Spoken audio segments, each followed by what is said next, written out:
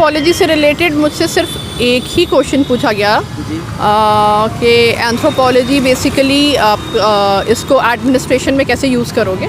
तो प्रीलिम्स के लिए मैंने करंट अफेयर्स बहुत अच्छे से प्रिपेयर करे थे और उसके साथ जो आपकी घटना चक्र आती है वो मैंने बहुत अच्छे से करी थी। करंट्स के लिए आप अगर 5 आवर्स भी दे रहे हो बट कंटिन्यूसली कोई भी दिन आप मिस ना करो तो दैट वुड बी फाइन, आप कर लोगे। हेलो फ्रेंड्स, नमस्कार, स्वागत है आप सभी लोग का हमारे चैनल इंडिया सोसाइटी वर्क में। तो फ्रेंड्स चलिए अभी मैम आई इंटरव्यू देकर चलिए जानते हैं इंटरव्यू का माहौल क्या रहा, किस प्रकार के प्रश्न पूछे गए, करंट रिलेटेड क्वेश्चन भी पूछे गए, मैम की स्ट्रेटजी क्या रही और मैम बोर्ड मेंबर से कैसे सवाल मैम से पूछा। यदि अभी तक फ्रेंड्स हमारे चैनल को सब्सक्राइब नहीं किए तो सब्सक्राइब कर लें और बेल आइकन को भी प्रेस कर लें।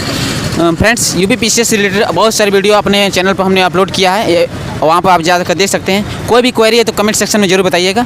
चलिए अब मैम से बात करते हैं। हेलो मैम, हमारे साथ जुड़ने के लिए बहुत बहुत धन्यवाद आपका। Thank you.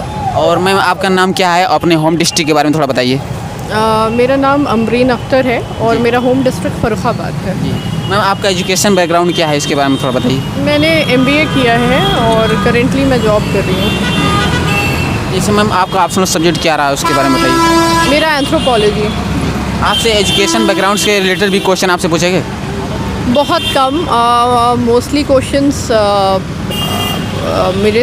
मेरे ऑप्शनल से पूछे गए और उसके बाद वो भी बहुत ही कम थे, कुछ बहुत ज़्यादा ऐसे नहीं थे। फैक्चुअल मुझे लगता है ज़्यादा मुझसे पूछे गए। जैसे मैं आपका एजुकेशन एंथ्रोपोलॉजी बता रहे हैं, ऑप्शनल सब्जेक्ट था, उससे रिलेटेड अगर क्वेश्चन पूछेंगे थोड़ा बताइए कौन से थे।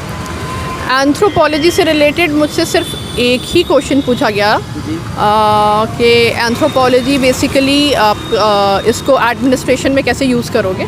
तो एक ये क्वेश्चन पूछा गया था और कोई क्वेश्चन मुझसे नहीं पूछा गया एंथ्रो से रिलेटेड। ये मैम आप इससे पहले भी जिससे बता रहे हैं जॉब कर रही हैं, इससे पहले कोई UPSC मेंस या फिर इंटरव्यू दिया है, कितने बार मेंस दिया है, कितने बार इंटरव्यू दिया है, इसके बारे में बताइए। ये मेरा फर्स्ट ही अटेम्प्ट है और मैंने UPSC का दिया है, वो भी मैंने एक ही बार दिया था, बट ये इसका मेरा ये फर्स्ट ही अटेम्प्ट है। मैम इसके लिए आपने कोई प्रिपरेशन किया, कोचिंग किया या फिर सेल्फ स्टडी किया? नहीं, मैंने लाइक जो नेट पे मटेरियल रहता है उससे ही मैंने हेल्प ली है। कोचिंग मैंने नहीं करी थी इसके लिए, PCS के लिए, और मुझे लगता भी नहीं है कि हाँ, बट मैंने कुछ मटेरियल जो ऑनलाइन ग्रुप्स हैं मैंने उससे हेल्प ली थी, उससे मैं कंटिन्यूसली मुझे हेल्प मिली है बहुत। मैम प्रीलिम्स के लिए अपने आप को कैसे प्रिपेयर किया, प्रीलिम्स के थोड़ा बताइए। प्रीलिम्स के लिए मैंने करंट अफेयर्स बहुत अच्छे से प्रिपेयर करे थे और उसके साथ जो आपकी घटना चक्र आती है वो मैंने बहुत अच्छे से करी थी। करंट अफेयर्स मैंने एक स्टडी फॉर सिविल सर्विसेज है तो मैंने उसके ले लिए थे और उसी से मैंने प्रिपेयर किया था। जैसे कि UPPCS का इंटरव्यू है तो केवल UP से रिलेटेड ही क्वेश्चन पूछे जा रहे हैं कि फिर बाहरी क्वेश्चन भी? नहीं, मुझसे तो इनफैक्ट मेरी जॉब से रिलेटेड पूछे गए थे और ज़्यादातर क्वेश्चंस, और बहुत लाइक फैक्चुअल काफ़ी, फॉर एग्जांपल लाइक कॉमनवेल्थ कब स्टार्ट हुआ और इस तरीके के फैक्चुअल मुझसे ज़्यादा पूछे गए। मुझसे कुछ भी करंट से रिलेटेड इनफैक्ट पूछा ही नहीं गया। मैम जैसे कि आप यहाँ इंटरव्यू लेवल तक पहुँची हैं और मैं आई विश करूँगा कि आपका फाइनल लिस्ट में नाम हो।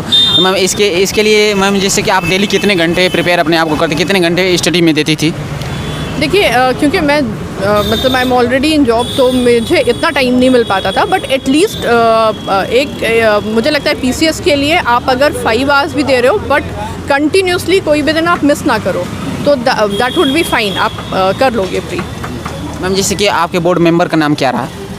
मेरे बोर्ड मेंबर का नाम शाकिया जी था। मुझे पूरा नाम तो नहीं याद आ रहा है बट शाकिया सर थे।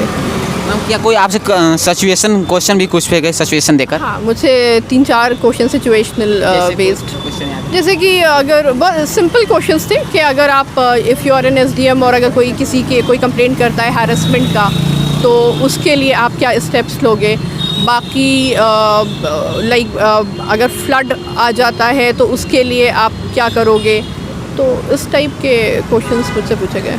मैम जैसे कि आप जो गर्ल्स कैंडिडेट हैं, गर्ल्स कैंडिडेट के लिए आप क्या मैसेज देना चाहती हैं?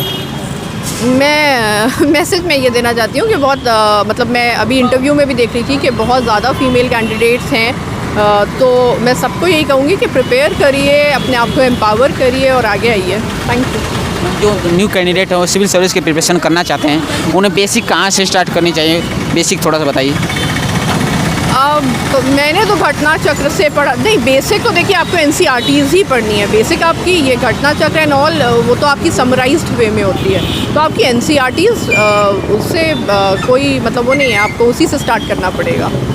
पूरा आपको वो पढ़िए, अपनी क्लैरिटी, आपका थॉट्स में बहुत क्लैरिटी होनी चाहिए, उसके बाद फिर आप जाइए घटना चक्र के लिए, वो आपको रिविजन में बहुत हेल्प करेगी। और आंसर राइटिंग के लिए थोड़ा सा कोई टिप्स बता दीजिए मैम, जैसे कि कितने घंटे डेली आंसर राइटिंग करनी चाहिए एक कैंडिडेट को, ताकि कोई भी एग्जाम में बैठने से फील महसूस करे।